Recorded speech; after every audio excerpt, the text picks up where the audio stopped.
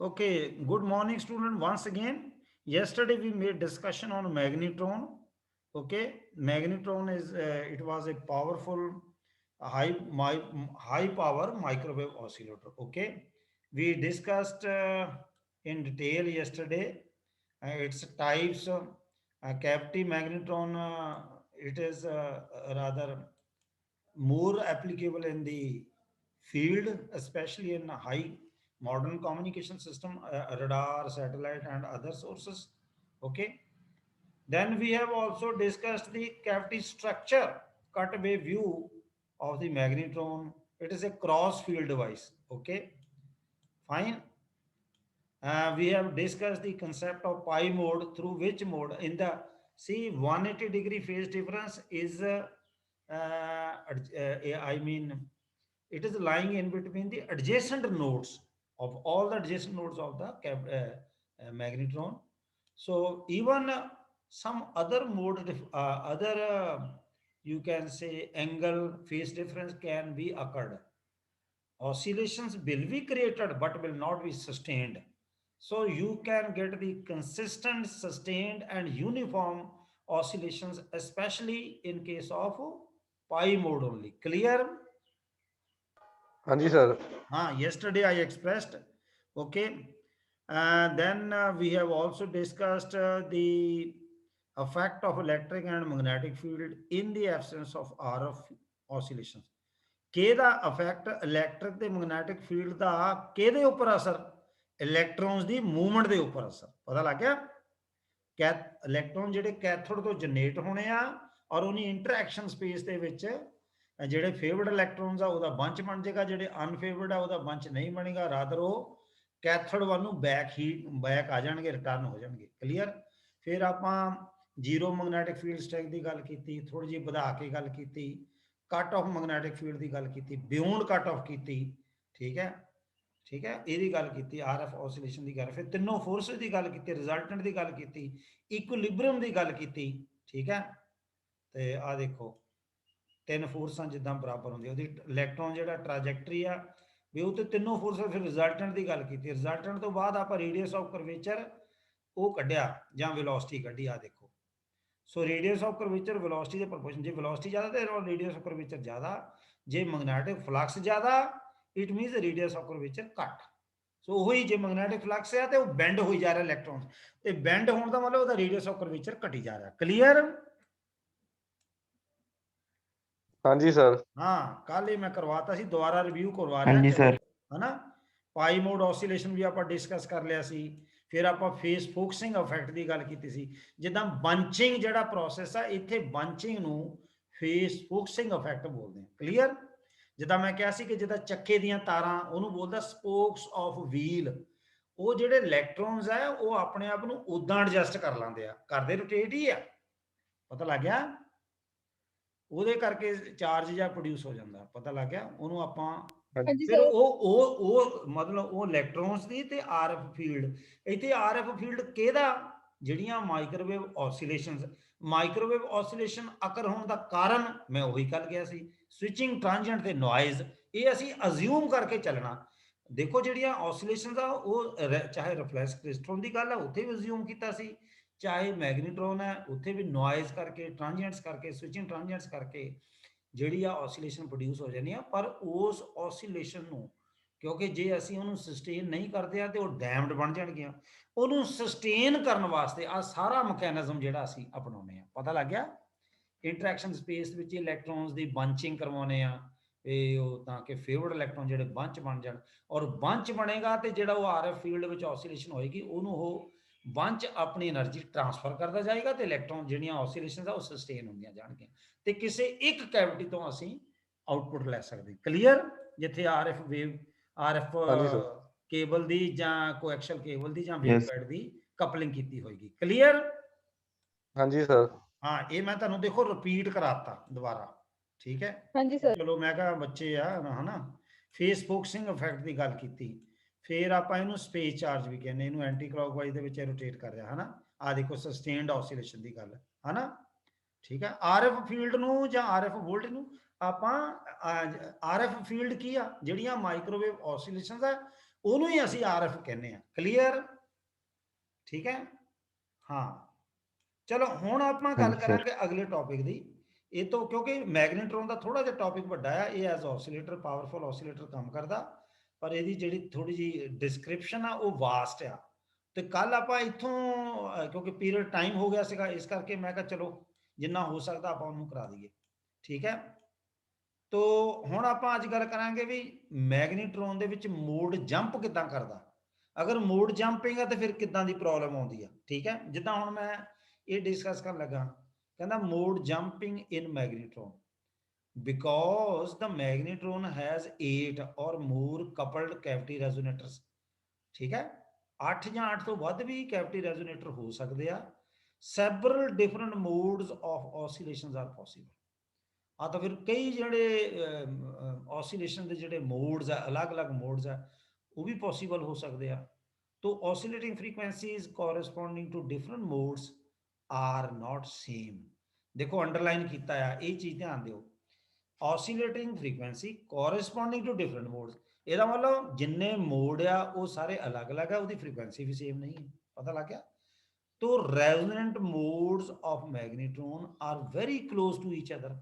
ਹੁਣ ਇਹ ਜਿਹੜੇ ਮੋਡ ਹੈ ਰੈਜ਼ੋਨੈਂਸ ਜਿੱਥੇ ਫ੍ਰੀਕੁਐਂਸੀ ਜੇ ਕੰਡੀਸ਼ਨ ਅਕਰ ਹੋਏਗੀ ਤਾਂ ਹੀ ਸਾਡੀ ਫ੍ਰੀਕੁਐਂਸੀ ਜਨਰੇਟ ਹੋਣੀ ਹੈ, ਪਰ ਉਹ ਇੱਕ ਦੂਜੇ ਦੇ ਕਲੋਜ਼ ਬਹੁਤ ਹੈ, ਹੈਗੇ ਵੀ ਬਹੁਤ ਜ਼ਿਆਦਾ ਨੇ ਤੇ ਇੱਕ ਦੂਜੇ ਦੇ ਕਲੋਜ਼ ਬਹੁਤ ਹੈ। Resonant modes of magnetron very close to each other and there is always a possibility of mode jumping. ਜਦੋਂ ਹੁਣ ਬਹੁਤ ਨਜ਼ਦੀਕ ਹੋਏ ਤੇ ਫਿਰ ਇੱਕ ਮੋਡ ਦੂਜੇ ਮੋਡ ਵਿੱਚ ਜੰਪ ਕਰ ਸਕਦਾ। ਮੇਰੀ ਗੱਲ ਪੱਲੇ ਪਈ? ਹੈਲੋ? ਹਾਂਜੀ ਸਰ। ਹਾਂ, ਮਤਲਬ ਜਦੋਂ ਬਹੁਤ ਦੇਖੋ, ਜੇ ਤਾਂ ਦੂਰ ਦੂਰ ਹੋਏ ਮੋਡ, ਗੈਪ ਉਹ 'ਚ ਜ਼ਿਆਦਾ, ਇੱਥੇ ਮੋਡ ਦੇ ਵਿੱਚ ਗੈਪ ਦਾ ਮਤਲਬ ਐਂਗਲ ਹਨਾ, ਮਤਲਬ ਫੇਸ ਐਂਗਲ। ਜੇ ਬਹੁਤ ਕਲੋਜ਼ ਹੈ ਫਿਰ ਮੋਡ ਜੰਪਿੰਗ ਦਾ ਖਤਰਾ ਰਹਿੰਦਾ, ਜਿਹੜੀ ਹੋ ਸਕਦਾ। ਠੀਕ ਹੈ, ਤੇ there is always a possibility of mode jumping. ਜਿਵੇਂ ਉਹਨੇ ਐਗਜ਼ਾਮਪਲ ਲਈ, ਜਿਵੇਂ ਫॉर ਐਗਜ਼ਾਮਪਲ ਇਹ 3 ਸੈਂਟੀਮੀਟਰ ਪਾਈ ਮੋਡ ਆਸੀਲੇਸ਼ਨ, ਜਿੱਦਾਂ ਇੱਕ pi mode oscillation 3 centimetre pi mode oscillation ਵਿਚ is normal for a particular magnetron, एक मैग्नेट्रॉन वास्ते वो नॉर्मल है, could spuriously become 3.05। नहीं पल्ले भाई, एक 3 सेंटीमीटर पाई मोड ऑसिलेशन जेड़ा एक नॉर्मल है एक खास मैग्नेट्रॉन वास्ते, पर वो जंपिंग करके स्पूरियस ओदी टच आ सकता। स्पूरियस हुंदा खराब हो जाना, स्पूरियस वेरिएशन हुंदी जानी अचानक या खराब हो गई। जिद्दां हुण 3 ਤੋਂ 3.0 बन गया, पर इतने मोड भी लागे हो गया। हुण मोड केड़ा हो गया 3/4 पाई मोड। अब समझ आ गई? हेलो? हाँ जी सर। हाँ, जिदा ऊपर पाई मोड ते 3 सेंटीमीटर ऑसिलेशन कहंदा नॉर्मल है पर्टिकुलर मैग्नेट्रॉन वास्ते, पर यही मोड जेड़ा आ स्पूरियस बन सकदा किसी होर मोड ऑफ ऑसिलेशन वास्ते, जिदा 3/4 ऑफ पाई मोड वास्ते ये 3.05 बन सकदा। तो जंप कर गया ना। सो ये गल हुई। तो the weaker modes have frequencies differing very little from the dominating mode। ਜਿਹੜਾ dominant mode ਆ ਉਹਦਾ ਹੈਗਾ ਪਾਈ ਮੋਡ। dominant mode ਅਸੀਂ ਤਾਂ ਬੋਲਦੇ ਆ ਉਹਨੂੰ ਕਿਉਂਕਿ ਉੱਥੇ ਜਿਹੜੀਆਂ ਉਸ ਮੋਡ ਦੇ ਜਿਹੜੀਆਂ oscillation ਜਨਰੇਟ ਹੁੰਦੀਆਂ ਉਹ ਸਸਟੇਨਡ ਹੈ, ਕੰਸਿਸਟੈਂਟ ਹੈ, ਯੂਨੀਫਾਰਮ ਹੈ। ਪੱਲੇ ਭਾਈ? हाँ जी सर। हाँ जी सर। अब बच्चे बाकी नहीं बोलते मैं देखा। अच्छा, हाँ जी सर। हाँ बेटे हाँ जवाब जी सर। ਥੋੜਾ ਜਿਹਾ ਸਾਨੂੰ ਟੀਚਰ ਨੂੰ ਵੀ ਚੰਗਾ ਲੱਗਦਾ ਕਿ ਉਹਨਾਂ ਦੇ ਨਾਲ ਹਾਂਜੀ। ਬੱਚੇ ਇਨਵੋਲਵ ਆ। ਠੀਕ ਹੈ, ਐਨੀਵੇ। हाँ जी ਹਾਂ, हाँ जी sir. so the weaker modes have a frequency differing very little from the dominant mode। ਹੁਣ ਜਿਹੜੇ ਕਮਜ਼ੋਰ ਮੋਡ ਆ ਉਹਦੀ ਜਿਹੜੀ ਫ੍ਰੀਕੁਐਂਸੀ ਹੈ ਡੋਮੀਨੇਟ ਤੋਂ ਥੋੜੇ ਜਿਹੇ ਫਰਕ ਨਾਲ ਹੈ, and the purity of the oscillation may be lost. So obviously ਕਿਉਂਕਿ ਜੇ ਮੋਡ ਜੰਪਿੰਗ ਹੋਗਾ ਤੇ ਆਸੀਲੇਸ਼ਨ ਜਿਹੜੀ ਹੈ ਉਹਦੀ ਪਿਓਰਿਟੀ ਨਹੀਂ ਰਹੇਗੀ। ਠੀਕ ਹੈ, so this mode jumping must be avoided. Naturally ਅਸੀਂ ਆਸੀਲੇਸ਼ਨ ਅਗਰ ਪਿਓਰ ਲੈਣੀ ਆ, ਕੰਸਿਸਟੈਂਟ ਲੈਣੀ ਆ, ਸਸਟੇਨਡ ਲੈਣੀ ਆ, ਠੀਕ ਹੈ, ਅਨਡੈਂਪਡ ਲੈਣੀ ਆ, ਤੇ ਫਿਰ ਸਾਨੂੰ ਮੋਡ ਜੰਪਿੰਗ ਜਿਹੜਾ ਵਿੱਚ ਪੈਦਾ ਹੋ ਰਿਹਾ ਉਹਨੂੰ ਅਵੋਇਡ ਕਰਨਾ ਪਊ। ਤੋ ਹੁਣ ਜੇ ਕੋਈ ਪ੍ਰੋਬਲਮ ਆ ਜਾਂਦੀ ਉਹਨੂੰ ਅਵੋਇਡ ਕਰਨ ਵਾਸਤੇ ਜਾਂ ਉਹਨੂੰ ਓਵਰਕਮ ਕਰਨ ਵਾਸਤੇ ਜਾਂ ਉਹਦਾ ਇਲਾਜ ਕਰਨ ਵਾਸਤੇ ਇਹ ਸਾਇੰਟਿਸਟ ਕੋਈ ਨਾ ਕੋਈ ਮੈਥਡ ਵੀ ਸੁਜੈਸਟ ਕਰਦੇ ਆ। ਤੋ ਕੀ ਕਹਿੰਦਾ, ਇਹ ਮੈਗਨੀਟ੍ਰੋਨ in which no effort is made to separate the dominant mode pi mode from the other mode is said to be unstrapped। ਹੁਣ ਦੇਖੋ ਅਸੀਂ ਕੀ ਕਹਿੰਦੇ, ਜਿਹੜਾ ਪਾਈ ਮੋਡ ਹੈ ਡੋਮੀਨੇਟ ਮੋਡ ਆ, ਉਹ ਸੈਪਰੇਟ ਰਹਿਣਾ ਚਾਹੀਦਾ। ਤੇ ਜਿਹੜੇ ਮੈਗਨੀਟ੍ਰੋਨ ਦੇ ਵਿੱਚ ਇਦਾਂ ਦੀ ਕੋਸ਼ਿਸ਼ ਕੀਤੀ ਹੀ ਨਹੀਂ ਵੀ ਪਾਈ ਮੋਡ ਬਾਕੀ ਮੋਡਾਂ ਨਾਲੋਂ ਸੈਪਰੇਟ ਰਵੇ, ਤੇ ਉਹ ਮੈਗਨੀਟ੍ਰੋਨ ਦਾ ਜਿਹੜਾ ਸਟਰਕਚਰ ਉਹਨੂੰ ਅਨਸਟ੍ਰੈਪਡ ਬੋਲਦੇ ਆ। ਸਮਝ ਆ ਗਈ? ਅਨਸਟ੍ਰੈਪਡ। तो ਹਾਂਜੀ मैथड ਸਰ। commonly हाँ जी employed सर। to avoid, ਫਿਰ ਅਸੀਂ ਕਿਹੜਾ ਮੈਥਡ commonly employ ਕਰਦੇ ਆ ਤਾਂ ਕਿ ਮੋਡ ਜੰਪਿੰਗ ਤੋਂ ਬਚਿਆ ਜਾ ਸਕੇ? to avoid mode jumping is known as strapping। ਪਤਾ ਲੱਗਾ? ਇਹਦਾ ਮਤਲਬ ਅਨਸਟ੍ਰੈਪਡ ਜਿਹੜੇ ਮੈਗਨੀਟ੍ਰੋਨ ਆ ਉਹਦੇ ਵਿੱਚ ਜੰਪਿੰਗ ਹੋ ਜਾਣੀ ਹੈ, ਤੇ ਜਿੱਥੇ ਸਟ੍ਰੈਪਿੰਗ ਕੀਤੀ ਆ ਉੱਥੇ ਜੰਪਿੰਗ ਅਸੀਂ ਅਵੋਇਡ ਕਰ ਸਕਦੇ। ਕਲੀਅਰ ਹੋਈ ਗੱਲ? ਹਾਂਜੀ ਸਰ। ਹਾਂ, ਔਰ ਇਹਦੀ ਜਿਹੜੀ ਐਗਜ਼ਾਮਪਲ यस ਹੈ, सर। हाँ जी ਹਾਂ सर। ਸਟ੍ਰੈਪਿੰਗ ਅਸੀਂ ਕਰ ਦਈਏ, ਉਹਦੀ ਜਿਹੜੀ ਐਗਜ਼ਾਮਪਲ ਉਹਨੂੰ ਬੋਲਦਾ ਹੋਲ ਐਂਡ ਸਲੋਟ ਕੈਵਿਟੀ ਮੈਗਨੀਟ੍ਰੋਨ। ਥੱਲੇ 2.28 ਚ ਸ਼ੋਅ ਕੀਤਾ ਹੋਲ ਐਂਡ ਸਲੋਟ। ਆ ਦੇਖੋ ਥੱਲੇ ਪਹਿਲੇ ਵਾਲਾ hole and slot magnetron with strapping. ਪਤਾ ਲੱਗ ਗਿਆ? ਆ ਜਿਹੜੀਆਂ ਰਿੰਗ ਜੀਆਂ ਇਹਨੂੰ ਸਟ੍ਰੈਪਿੰਗ ਬੋਲਦਾ। ਪਤਾ ਲੱਗ ਗਿਆ? ਆ ਜਿਹੜੀਆਂ ਰਿੰਗਾਂ ਜੀਆਂ ਨਹੀਂ ਬਣਾਈਆਂ, हाँ जी सर। ਹਾਂ ਇਹ ਸਟ੍ਰੈਪਿੰਗਸ ਨੇ, ਇਹਨੂੰ ਸਟ੍ਰੈਪਿੰਗ ਰਿੰਗਸ ਬੋਲਦਾ। ਆਪਾਂ ਇਹਦਾ ਮਤਲਬ ਇਸ ਮੈਗਨੀਟ੍ਰੋਨ ਦੇ ਵਿੱਚ ਸਟ੍ਰੈਪਿੰਗ ਦੀ ਪ੍ਰੋਵੀਜ਼ਨ ਦਿੱਤੀ ਹੈ ਤਾਂ ਕਿ ਮੋਡ ਜੰਪ ਨਾ ਹੋਵੇ। ਹੁਣ ਤੁਸੀਂ ਨੋਟ ਕਰੋ, ਤੁਹਾਨੂੰ 8 ਡਾਟ ਸਪੌਟ ਨਜ਼ਰ ਆਉਣਗੇ, ਇੱਕ ਉੱਪਰ ਇੱਕ ਥੱਲੇ, ਇੱਕ ਉੱਪਰ ਇੱਕ ਨੀਚੇ। ਨਹੀਂ ਸਮਝ ਆਈ? ਇੱਕ ਉੱਪਰ ਮਤਲਬ 4 ਰਿੰਗ, 4 ਡਾਟ ਉੱਪਰਲੇ ਰਿੰਗ ਤੇ 4 ਡਾਟ ਨੀਚੇ ਵਾਲੇ ਰਿੰਗ ਤੇ। ਕਲੀਅਰ? हाँ जी सर। सर हाँ जी सर। ਸੌਂ ਗਈ ਕਲਾਸ? नहीं सर। नहीं सर। ਬਹੁਤ नहीं सर। ਮਤਲਬ ਬੱਚੋ ਨਾਲ ਰਿਸਪੌਂਡ ਕਰਿਆ ਕਰੋ, ਹਨਾ? ਠੀਕ ਹੈ। ਹਾਂਜੀ ਸਰ। ਤੇ ਚਲੋ ਇਹ ਹੋਲ ਐਂਡ Okay। ਸਲੋਟ ਮੈਗਨੀਟ੍ਰੋਨ ਆ ਤਾਂ ਕਿ ਅਸੀਂ ਸਟ੍ਰੈਪਿੰਗ ਕਰਕੇ ਅਸੀਂ ਮੋਡ ਜੰਪਿੰਗ ਤੋਂ ਅਵੋਇਡ ਕਰ ਸਕਦੇ ਹਾਂ। ਦੂਜਾ ਇੱਕ ਹੋਰ ਹੈ, ਹੋਲ ਐਂਡ ਸਲੋਟ ਦਾ ਵੀ ਮਾੜਾ ਜਿਹਾ ਉਹਨੇ ਡਿਸਐਡਵਾਂਟੇਜ ਦੱਸਿਆ, ਮੈਂ ਗਾਂ ਡਿਸਕਸ ਕਰਦਾ। ਇਸ ਤੋਂ ਇਲਾਵਾ ਜੇ ਅਸੀਂ ਹੋਰ ਮੋਡ ਜੰਪਿੰਗ, ਜੇ ਮੋਡ ਜੰਪਿੰਗ ਤੋਂ ਅਵੋਇਡ ਕਰਨਾ, ਤੇ ਨਾਲ ਜਿਹੜੀਆਂ ਮਾੜੀਆਂ ਮੋਟੀਆਂ ਪ੍ਰੋਬਲਮਸ ਹੋਲ ਐਂਡ ਸਲੋਟ ਚ ਆ ਰਹੀਆਂ, ਉਹ ਇਹਦੇ ਵਿੱਚ ਓਵਰਕਮ ਹੋ ਜਾਣੀਆਂ। ਇਹਨੂੰ ਬੋਲਦਾ ਰਾਈਜ਼ਿੰਗ ਸਨ ਮੈਗਨੀਟ੍ਰੋਨ। ਜਿੱਦਾਂ ਸੂਰਜ ਨਹੀਂ ਚੜ੍ਹਦਾ,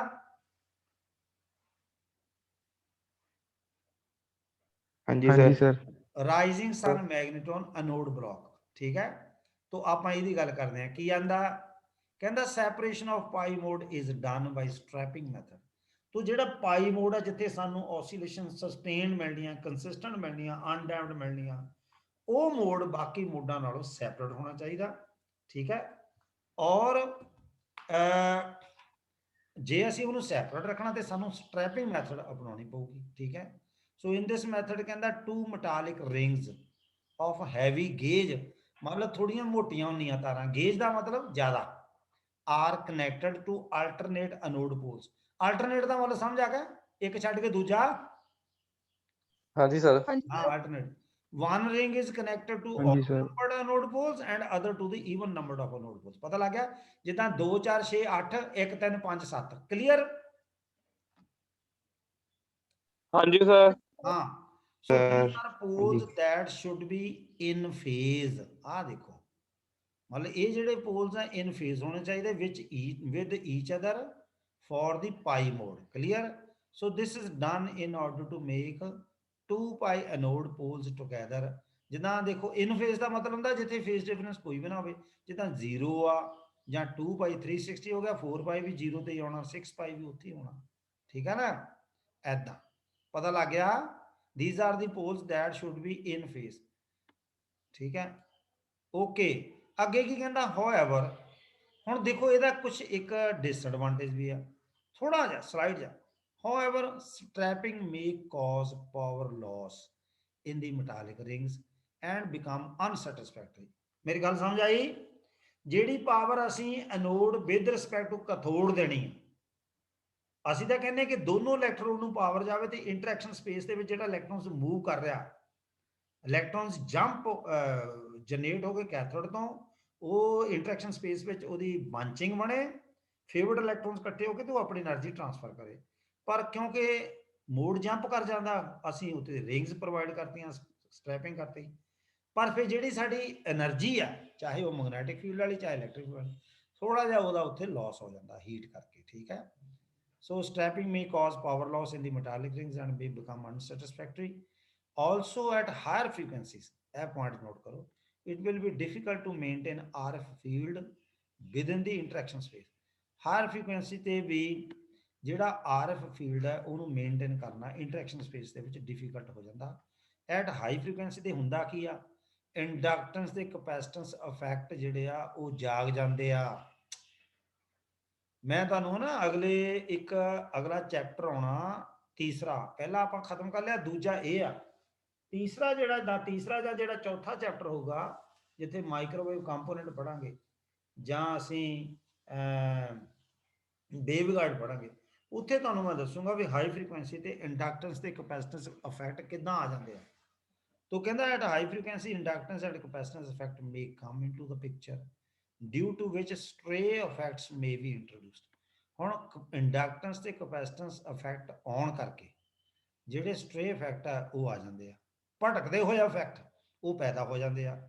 ਤੋ ਇਹਨਾਂ ਇਫੈਕਟ ਦੇ ਨਾਲ ਜਿਹੜੀ ਪਰਫਾਰਮੈਂਸ ਆ ਉਹ ਹੋਰ ਘਟ ਜਾਂਦੀ ਹੈ। ਦਸ ਇਨ order to overcome the above difficulties, ਆ ਜਿਹੜੀਆਂ ਉੱਪਰ ਆਈਆਂ, ਇਹਨੂੰ ਓਵਰਕਮ ਕਰਨ ਵਾਸਤੇ ਫਿਰ ਅਸੀਂ ਕੀ ਕਰਦੇ ਹਾਂ, ਅਸੀਂ ਹੋਲ ਐਂਡ ਸਲੋਟ ਮੈਗਨੀਟ੍ਰੋਨ ਜਿਹੜਾ ਅਨਦਰ ਮੈਗਨੀਟ੍ਰੋਨ ਹੈ, ਠੀਕ ਹੈ ਨਾ, ਮੰਨ ਲਓ ਜਿਹੜੀਆਂ ਹੋਲ ਐਂਡ ਸਲੋਟ ਜਿਹਦੇ ਵਿੱਚ ਰਿੰਗ ਸੀਗੀਆਂ, ਇਹਦੇ ਵਿੱਚ ਜਿਹੜੀਆਂ ਡਿਫਿਕਲਟੀਜ਼ ਆਈਆਂ ਇਹਨੂੰ ਓਵਰਕਮ ਕਰਨ ਵਾਸਤੇ ਇੱਕ ਅਸੀਂ ਹੋਰ ਮੈਗਨੀਟ੍ਰੋਨ ਲੈਣੇ ਜਿਹਨੂੰ ਅਸੀਂ ਰਾਈਜ਼ਿੰਗ ਸਨ ਮੈਗਨੀਟ੍ਰੋਨ ਕਹਿੰਦੇ ਆ ਉਹਦੇ ਵਿੱਚ। ਪਰ ਇਹ ਜਿਹੜਾ ਰਾਈਜ਼ਿੰਗ ਸਨ ਮੈਗਨੀਟ੍ਰੋਨ ਆ ਇਹ ਵਿਦਆਊਟ ਸਟ੍ਰੈਪਿੰਗ ਹੈ, ਪਰ ਅਸੀਂ ਮਤਲਬ ਜਿਹੜੀਆਂ ਅਸੀਂ ਉਹਨੂੰ ਜਿਹੜੀਆਂ ਐਜਸ ਬਣਾਈਆਂ ਉਹ ਇੱਕ ਉੱਚੀ ਬਣਾਈ ਇੱਕ ਨੀਵੀਂ ਬਣਾਈ ਰਾਈਜ਼ਿੰਗ ਸਨ ਵਾਂਗ। ਉਹਦੇ ਨਾਲ ਕੀ ਹੁੰਦਾ, ਹੇਅਰ ਅਨੋਡ ਕੈਵਿਟੀਜ਼ ਆਰ ਡਿਸਿਮਿਲਰ, ਪਤਾ ਲੱਗ ਗਿਆ, ਇੱਕ ਉੱਚੀ ਇੱਕ ਵੱਡੀ ਇੱਕ ਛੋਟੀ ਡਿਸਿਮਿਲਰ ਹੋ ਗਈਆਂ। So such as rising sun anode structure has the effect of isolating the pi mode frequency from the others। ਲੈ ਇੱਥੇ ਪ੍ਰੋਪਰ ਜਾਨੀ ਪਾਈ ਮੋਡ ਆਈਸੋਲੇਟ ਹੋ ਰਿਹਾ, ਸੈਪਰੇਟ ਹੋ ਰਿਹਾ, ਪਤਾ ਲੱਗ ਗਿਆ। ਔਰ ਇਹ ਬਾਕੀ ਮੋਡਸ ਤੋਂ ਪਾਈ ਮੋਡ ਦਾ ਆਈਸੋਲੇਟ ਹੋਣਾ, ਸੈਪਰੇਟ ਹੋਣਾ ਜ਼ਰੂਰੀ ਆ, ਇਸੇ ਕਰਕੇ ਆਸਿਲੇਸ਼ਨ ਸਸਟੇਨ ਰਹਿਣਗੀਆਂ।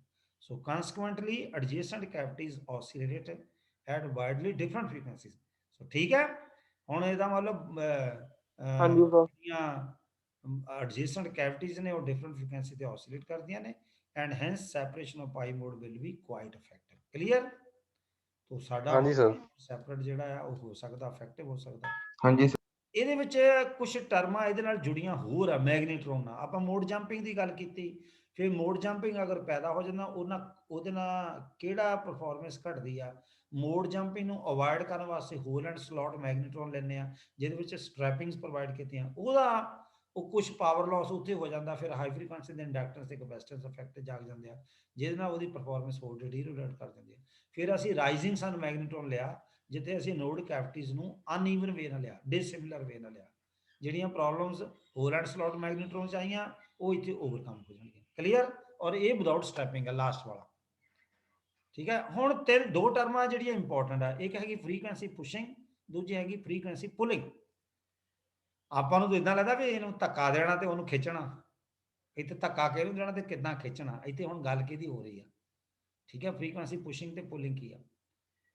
ਲਾਈਕ ਰਿਫਲੈਕਸ ਕਲੇਸਟ੍ਰੋਨ, ਜਿੱਦਾਂ ਹੁਣ ਰਿਫਲੈਕਸ ਕਲੇਸਟ੍ਰੋਨ ਉਹ ਵੀ ਐਜ਼ ਆਸਿਲੇਟਰ ਹੈ, ਇੱਥੇ ਕੀ ਕਰਦਾ, resonant frequency of magnetron can be changed, alter ਹੋ ਸਕਦੀ ਆ somewhat by changing the anode voltage. ਹਾਂ, anode with respect to cathode ਅਗਰ ਵੋਲਟੇਜ ਵਧਾ ਦੇਣੇ ਆ ਜਾਂ ਚੇਂਜ ਕਰ ਦੇਣੇ ਆ, ਉਹਦੇ ਨਾਲ ਕੀ ਹੋਣਾ, ਦੇਖੋ ਵੋਲਟੇਜ ਵਧਾਉਣ ਨਾਲ ਜਿਹੜਾ ਐਨੋਡ ਵਿਦ ਰਿਸਪੈਕਟ ਟੂ ਕੈਥੋਡ, ਜਦੋਂ ਦੋਨੋਂ ਇਲੈਕਟ੍ਰੋਨ ਨੂੰ ਪੋਟੈਂਸ਼ੀਅਲ ਜ਼ਿਆਦਾ ਮਿਲਿਆ ਤੇ ਕਰੰਟ ਦਾ ਫਲੋ ਜ਼ਿਆਦਾ, ਇਟ ਮੀਨਸ ਇਲੈਕਟ੍ਰੋਨ ਜਿਹੜੇ ਆ ਇੱਕ ਤਾਂ ਫਾਸਟ ਨਿਕਲਣਗੇ, ਇੱਕ ਉਹਨਾਂ ਦੀ ਆਰਬਿਟਲ ਵੈਲੋਸਿਟੀ ਚ ਚੇਂਜ ਆਊ, ਫਿਰ ਉਹਨਾਂ ਦੀ એનર્ਜੀ ਗਿਵ ਅਪ ਕਰਨ ਦੀ ਰੇਟ ਚ ਵੀ ਚੇਂਜ ਆਊਗਾ। ਪਤਾ ਲੱਗ ਗਿਆ? ਸੋ ਇਹ ਪੁਆਇੰਟਸ ਆਣਗੇ। ਕਿੱਦਾਂ ਕੀ ਆਂਦਾ, ਜੇ ਅਸੀਂ ਐਨੋਡ ਵੋਲਟੇਜ ਚੇਂਜ ਕਰਦੇ ਆ ਤੇ ਰੈਜ਼ੋਨੈਂਟ ਫ੍ਰੀਕੁਐਂਸੀ ਦੇ ਵਿੱਚ ਸਾਨੂੰ ਚੇਂਜ ਨਜ਼ਰ ਆਏਗੀ। ਉਹ ਕਿੱਦਾਂ, ਇਸ ਫ੍ਰੀਕੁਐਂਸੀ ਨੂੰ ਅਸੀਂ ਬੋਲਦੇ ਆ ਫ੍ਰੀਕੁਐਂਸੀ ਪੁਸ਼ਿੰਗ। ਇਹਦਾ ਮਤਲਬ ਐਨੋਡ ਵੋਲਟੇਜ ਵਧਾਉਣ ਜਾਂ ਚੇਂਜ ਕਰਨ ਦੇ ਨਾਲ ਜਿਹੜੀ ਫ੍ਰੀਕੁਐਂਸੀ 'ਚ ਚੇਂਜ ਆਉਂਦੀ ਰੈਜ਼ੋਨੈਂਟ ਫ੍ਰੀਕੁਐਂਸੀ ਮੈਗਨੀਟ੍ਰੋਨ ਦੀ, ਉਹਨੂੰ ਅਸੀਂ ਫ੍ਰੀਕੁਐਂਸੀ ਪੁਸ਼ਿੰਗ ਕਹਿੰਦੇ। ਕਿੱਦਾਂ, it's because change in anode voltage has the effect of altering changing the orbital velocity of the electrons clouds. ਮੈਂ ਪਹਿਲਾਂ ਹੀ ਦੱਸਤਾ, ਕਿਉਂਕਿ ਜਿੱਦਾਂ ਵੈਲੋਸਿਟੀ, ਜਿੱਦਾਂ ਹੀ ਇਹਦੀ ਵੋਲਟੇਜ ਵਧੀ, ਐਨੋਡ ਵੋਲਟੇਜ ਚੇਂਜ ਹੋਈ, ਉਦਾਂ ਹੀ ਜਿਹੜੇ ਕੈਥੋਡ ਤੋਂ ਇਲੈਕਟ੍ਰੋਨਸ ਨਿਕਲਣੇ ਆ ਜਿਹਦੇ ਕਰਕੇ ਫੇਸ ਫੋਕਸਿੰਗ ਇਫੈਕਟ ਹੋ ਰਿਹਾ, ਯਾਨੀ ਇਲੈਕਟ੍ਰੋਨ ਕਲਾਉਡ ਬਣ ਰਿਹਾ, ਉਹਦੀ ਆਰਬਿਟਲ ਵੈਲੋਸਿਟੀ 'ਚ ਵੀ ਫਰਕ ਪਊਗਾ, ਉਹਦੀ ਆਰਬਿਟਲ ਵੈਲੋਸਿਟੀ 'ਚ ਵੀ ਫਰਕ ਪਊਗਾ। ਠੀਕ ਹੈ, ਵੈਸੇ 2-4 ਮਿੰਟ ਦੀ ਗੱਲ, 2-3 ਮਿੰਟ ਦੀ ਗੱਲ ਲੈਕਚਰ।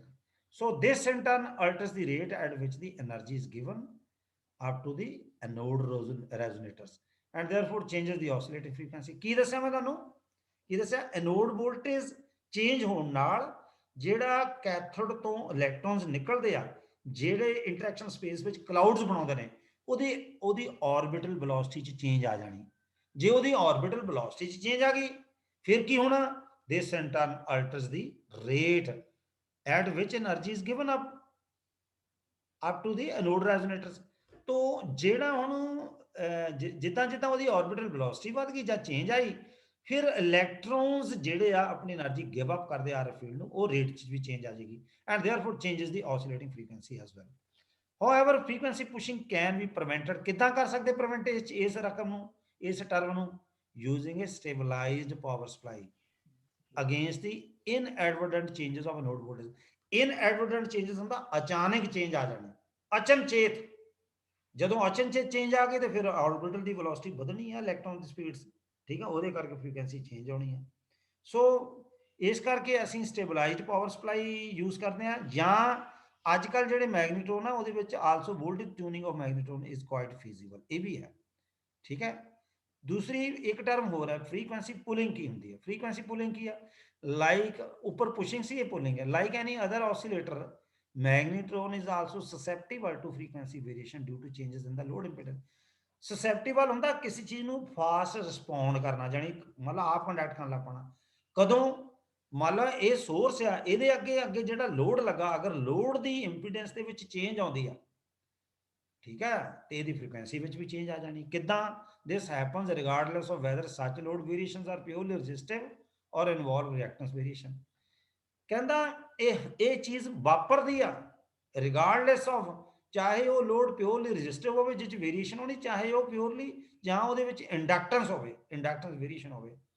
ਤਾਂ the frequency variations known as frequency pulling are caused by changes in the load impedance reflected into the cavity resonators. ਦੇਖੋ ਨਾ, ਲੋਡ ਐਂਡ ਵਾਲਾ, ਰਿਸੀਵਿੰਗ ਐਂਡ ਵਾਲਾ ਜਿਹੜਾ ਲੋਡ ਆ, ਲੋਡ ਦਾ ਮਤਲਬ ਉਹਦੀ ਇੰਪੀਡੈਂਸ। ਇੰਪੀਡੈਂਸ ਜੇ ਤਾਂ ਪਿਓਰਲੀ ਰੈਜ਼ਿਸਟਿਵ ਹੈ, ਫਿਰ ਤਾਂ ਪਾਵਰ ਇਨ ਫੇਸ ਰਹਿੰਦਾ, ਪਰ ਫਿਰ ਵੀ ਮਾੜੀ ਮੋਟੀ ਸਲਾਈਡ ਵੇਰੀਏਸ਼ਨ ਹੋ ਜਾਣੀ ਆ, ਕਿਉਂਕਿ ਆਪਾਂ ਏਸੀ ਆ, ਫ੍ਰੀਕੁਐਂਸੀ ਦੀ ਗੱਲ ਕਰ ਰਹੇ ਹਾਂ। ਜੇ ਉੱਥੇ ਇੰਡਕਟਰ ਤੇ ਰਿਐਕਟੈਂਸ ਹੋਣੀ ਆ, ਉਹਨਾਂ ਮਿਸਮੈਚਿੰਗ ਹੋ ਜਾਣੀ ਆ, ਕੁਝ ਪਾਵਰ ਜਿਹੜੀ ਆ ਉਹ ਰਿਫਲੈਕਟ ਹੋ ਜਾਏਗੀ, ਤੇ ਉਹਦੇ ਕਰਕੇ ਫ੍ਰੀਕੁਐਂਸੀ ਜਿਹੜੀ ਉਹਦੇ ਵਿੱਚ ਚੇਂਜ ਆਏਗੀ। ਇਹਨੂੰ ਫ੍ਰੀਕੁਐਂਸੀ ਪੁਲਿੰਗ ਕਹਿੰਦਾ। ਪਤਾ ਲੱਗ ਗਿਆ? ਸਮਝ ਆ ਗਈ? ਠੀਕ ਹੈ। ਸੋ Yes, ਆਰ yes, sir. ਹਾਂਜੀ sir. load impedance are reflected into the cavity resonance। Frequency pushing is prevented by using a circulator which does not allow 2-3 minute ਦੀ ਗੱਲ ਹੈ backward flow of electromagnetic energy। Frequency ਤੇ ਪੁਲਿੰਗ ਲਿਖਣਾ ਸੀ ਅਸਾਂ, ਪੁਸ਼ਿੰਗ ਨਹੀਂ, ਪੁਲਿੰਗ, ਠੀਕ ਹੈ। ਇਹਨੂੰ ਪ੍ਰੀਵੈਂਟ ਕੀਤਾ, ਜਿੱਦਾਂ ਉਹਨੇ ਆ ਪੁਲਿੰਗ ਦੀ ਗੱਲ ਕੀਤੀ, ਕਿਉਂਕਿ ਅਸੀਂ ਕਹਿੰਦੇ ਕਿ ਲੋਡ ਦੇ ਵਿੱਚ ਚੇਂਜ ਨਾ ਆਵੇ, ਤੇ ਆਪਾਂ ਕਿੱਦਾਂ ਕਰੀਏ? ਕਹਿੰਦਾ by using a circulator which does not allow backward flow of electromagnetic energy। ਅਸਲ 'ਚ ਕੀ ਆ, ਜਿਹੜੀ એનર્ਜੀ ਵਾਪਸ ਆ ਰਹੀ ਆ ਉਹਨੂੰ ਹੀ ਰੋਕਣਾ। ਅਸੀਂ ਕੀ ਕਰਨੇ? ਉਹਦੇ ਸਰਕੂਲੇਟਰ ਲਗਾ ਦਿੰਦੇ ਆ, ਠੀਕ ਹੈ, ਜਾਂ ਆਈਸੋਲੇਟਰ ਵੀ ਲਗਾ ਸਕਦੇ। It is placed before the waveguide coupling at the output of ਦਾ ਮੈਗਨੀਟ੍ਰੋਨ। ਹੁਣ ਇਹਦੇ ਪਰਫਾਰਮੈਂਸ ਪੈਰਾਮੀਟਰਸ ਕੀ ਨੇ? ਪਰਫਾਰਮੈਂਸ ਪੈਰਾਮੀਟਰਸ ਕੀ ਨੇ? Cavity ਮੈਗਨੀਟ੍ਰੋਨ cover the frequency range from several megahertz up to well beyond 80 gigahertz optimum frequency range। Duty cycle ਜਿਹੜਾ 0.1% ਹੈ, ਔਰ sir ਆਹੀ ਇੱਕ ਪੇਜ ਰਹੇਗਾ, ਬਸ 2 ਮਿੰਟ ਦੀ ਗੱਲ ਹੈ, ਹੈ ਨਾ। the powers required range from 10 kilowatt to 5 milli 5 yes 5 megawatt, 10 kilowatt to 5 megawatt depending on the application of the operating frequency। so ਇੰਨੀ ਪਾਵਰ ਅਵੇਲੇਬਲ ਹੋ ਸਕਦੀ, ਤਦੇ ਕਿਹਾ ਇਹਨੂੰ ਹਾਈ ਪਾਵਰ।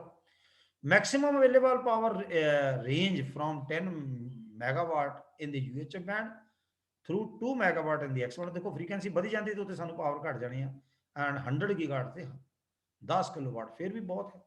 ਐਫੀਸ਼ੀਐਂਸੀ ਜਿਹੜੀ ਆ ਉਹ ਵੇਰੀ ਕਰਦੀ ਹੈ 50% ਤੋਂ ਲੈ ਕੇ 72%। ਤੋ ਇਹ ਫਾਰ ਬੈਟਰ ਹੈ ਦੈਨ ਰਿਫਲੈਕਸ ਕਲੈਸਟਰੋਨ। ਹੁਣ ਇਹਦੀਆਂ ਐਪਲੀਕੇਸ਼ਨਸ ਕੀ ਨੇ? ਐਪਲੀਕੇਸ਼ਨ ਕੀ? Traditional application of the magnetron is as a microwave source for the pulse radar with large pulse power and linear particle accelerators।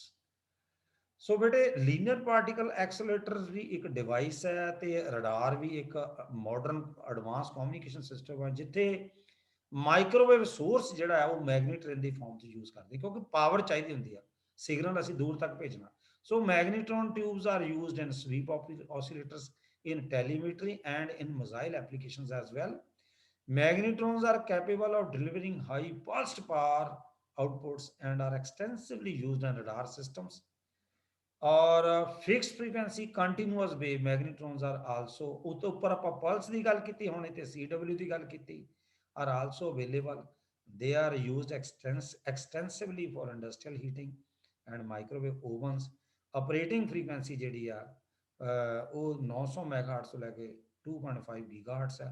Although typical powers range from 300 watt to 10 kilowatt power outputs and efficiency ਜਿਹੜੀ ਆ more than 70% ਹੋ ਸਕਦੀ ਹੈ। ਠੀਕ ਹੈ ਬਈ? ਹਾਂ students, ਹਾਂਜੀ ਹੈਲੋ, ਸਰ। ਹਾਂਜੀ ਸਰ। ਐਨੀ ਪ੍ਰੋਬਲਮ ਹਾਂਜੀ ਕੋਈ? ਸਰ। ਅੱਜ ਇਹਦਾ ਮੈਂ ਕੀ ਡਿਸਕਸ ਕੀਤਾ ਮੈਗਨੀਟ੍ਰੋਨ ਦਾ। ਕੱਲ ਆਪਾਂ, ਮੈਂ ਦੇਖੋ ਕੱਲ ਜਿਹੜਾ ਪੜਾਇਆ ਸੀ ਉਹਨੂੰ ਰਿਵਿਊ ਵੀ ਕਰਤਾ, ਔਰ ਅੱਜ ਅਸੀਂ ਮੋਡ ਜੰਪਿੰਗ ਦੀ ਗੱਲ ਕੀਤੀ ਆ, ਫਿਰ ਮੋਡ ਜੰਪਿੰਗ ਨੂੰ ਅਵੋਇਡ ਕਰਨ ਦੀ ਗੱਲ ਕੀਤੀ ਆ, ਫਿਰ ਆਪਾਂ ਡਿਫਰੈਂਟ ਜਿਹੜੇ ਮੈਗਨੀਟ੍ਰੋਨ ਉਹਦੇ ਸਟਰਕਚਰ ਦੀ ਗੱਲ ਕੀਤੀ ਆ, ਹੋਲ ਐਂਡ ਸਲੋਟ ਦੀ ਗੱਲ ਕੀਤੀ, ਰਾਈਜ਼ਿੰਗ ਸਨ ਦੀ ਗੱਲ ਕੀਤੀ ਹੈ, ਜਿਹਦੇ ਵਿੱਚ ਪਹਿਲੇ ਵਾਲੇ ਦੇ ਵਿੱਚ ਸਟ੍ਰੈਪਿੰਗ ਸੀਗੀਆਂ, ਦੂਜੇ ਸਟ੍ਰੈਪਿੰਗ ਨਹੀਂ ਸੀ, ਵਿਦਆਊਟ ਤੇ ਸਟਾਪਿੰਗ। ਆਪਾਂ ਜਿਹੜੇ ਆ ਪ੍ਰੋਬਲਮਸ ਆ ਉਹਨੂੰ ਓਵਰਕਮ ਕਰ ਸਕਦੇ ਹਾਂ। ਫਿਰ ਆਪਾਂ ਫ੍ਰੀਕੁਐਂਸੀ ਪੁਸ਼ਿੰਗ ਤੇ ਪੁਲਿੰਗ ਦੀ ਗੱਲ ਕੀਤੀ ਆ, ਔਰ ਇਸ ਤੋਂ ਬਾਅਦ ਇਹਦੀ performance characteristics, power output, efficiency ਤੇ ਐਪਲੀਕੇਸ਼ਨ ਦੀ ਗੱਲ ਕੀਤੀ ਆ। So this is very very important. ਪਤਾ ਲੱਗ ਗਿਆ? Yes sir. ਹਾਂ। ਯੈਸ तो नेक्स्ट टाइम ਆਪਾਂ फ्रॉम मंडे ਅਸੀਂ ट्रैवलिंग वेव ट्यूब ਜਿਹੜਾ ਮਾਈਕ੍ਰੋਵੇਵ ਸੋਰਸ ਹੈ ਵੈਕਿਊਮ ट्यूब बेस्ड, ਇਹ ਐਜ਼ ਐਂਪਲੀਫਾਇਰ ਹੈ। ਦੇਖੋ ਪਹਿਲਾ 2 ਕੈਵਿਟੀ ਕਲਿਸਟ੍ਰੋਨ ਐਜ਼ ਐਂਪਲੀਫਾਇਰ ਕੀਤਾ ਸੀ, ਮਲਟੀ ਕੈਵਿਟੀ ਕਲਿਸਟ੍ਰੋਨ ਐਜ਼ ਵੀ ਐਜ਼ ਐਂਪਲੀਫਾਇਰ ਕੀਤਾ ਸੀ। ਐਂਪਲੀਫਿਕੇਸ਼ਨ ਕਿਹਦੀ? ਮਾਈਕ੍ਰੋਵੇਵ ਸਿਗਨਲ ਦੀ। ਔਰ ਦੂਜਾ reflex klystron as an oscillator, low power ਸੀ। ਤੀਸਰਾ ਮੈਗਨੀਟ੍ਰੋਨ, ਉਹ ਵੀ as an oscillator high power ਹੈ, ਜਿੱਥੇ ਕੈਵਿਟੀਜ਼ ਵੀ ਜ਼ਿਆਦਾ ਨੇ। ਹੁਣ ਅਗਲਾ ਜਿਹੜਾ ਆਪਾਂ ਡਿਸਕਸ ਕਰਾਂਗੇ ਉਹ ट्रैवलिंग वेव ट्यूब डिस्कस करांगे, ਜਿਹੜੀ ਮਾਈਕ੍ਰੋਵੇਵ ਐਂਪਲੀਫਾਇਰ ਹੈ। ਕਲੀਅਰ? ਹਾਂਜੀ ਸਰ। ਹਾਂਜੀ ਸਰ। ਹਾਂ। ਸੋ ਮੈਂ ਅੱਜ ਦੇ ਲੈਕਚਰ ਨੂੰ ਖਤਮ ਕਰਨ ਲੱਗਾ, ਕਿਉਂਕਿ ਸਿਲੇਬਸ ਸੌਰੀ ਇਹ ਪਾਰਟ ਹੀ ਖਤਮ ਹੋ ਗਿਆ, ਅੱਜ ਦਾ ਲੈਕਚਰ ਹੀ ਖਤਮ ਹੋ ਗਿਆ। ਦੇਖੋ ਠੀਕ ਹੈ, ਕਿਉਂਕਿ ਬੇਸ਼ੱਕ ਆ ਥੋੜਾ ਬਹੁਤ ट्रैवलिंग वेव ट्यूब ਦਾ, ਕਿਉਂਕਿ ਨੈਕਸਟ ਟੌਪਿਕ ਆ, ਇਸ ਕਰਕੇ ਇਹਨੂੰ ਨੈਕਸਟ ਟਾਈਮ ਡਿਸਕਸ ਕਰਾਂਗੇ। ਕਲੀਅਰ? ਹਾਂਜੀ ਸਰ। ਹਾਂਜੀ ਸਰ। ਹਾਂ। ਤੇ ਹਾਂਜੀ ਉਹੀ 7 ਬੱਚੇ ਆ, ਦੇਖ ਲਾ 2 ਬੱਚੇ ਜੁੜੇ ਹੀ ਨਹੀਂ। ਖੈਰ ਐਨੀਵੇ ਕੋਈ ਗੱਲ ਨਹੀਂ। ਹਾਂਜੀ, ਫਿਰ ਮੈਂ ਹੁਣ I am going to stop now. ਤੁਸੀਂ ਸਕਰੀਨਸ਼ਾਟ ਲੈ ਲਓ। ਓਕੇ ਸਰ ਜੀ। ਹਾਂ, ਸਕਰੀਨਸ਼ਾਟ ਲੈ ਲਓ। ਹਾਂ ਬੱਚੋ, ਲੈ ਲਿਆ? ਵੀਡੀਓ ऑन करके लिया करो, कैमरा हाँ जी ऑन सर। करके लिया करो।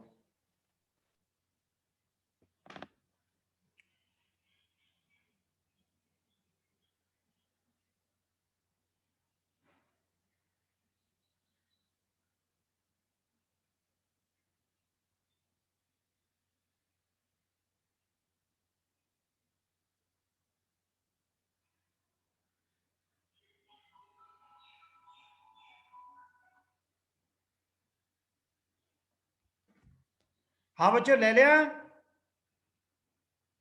हाँ स्टूडेंट्स, सर। स्क्रीनशॉट ले लिया बच्चों? हाँ जी सर। ਹਾਂਜੀ ਹਾਂਜੀ okay, I am going to end now.